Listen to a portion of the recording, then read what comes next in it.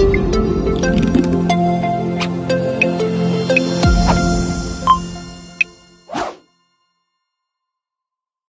welcome back to our YouTube channel. In the previous video, we used int and float type variables in a Power Automate flow.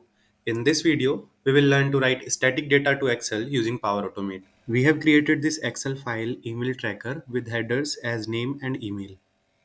From Power Automate platform, we will go to create an instant cloud flow, manually trigger a flow. We will search for Excel online for business and choose add a row to a table. Here the location is OneDrive for business.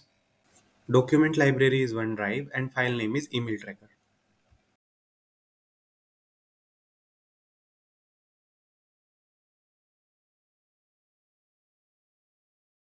Now we are adding static values of name and email here. After finishing with static values of name and email, we will name this flow and continue for saving and testing.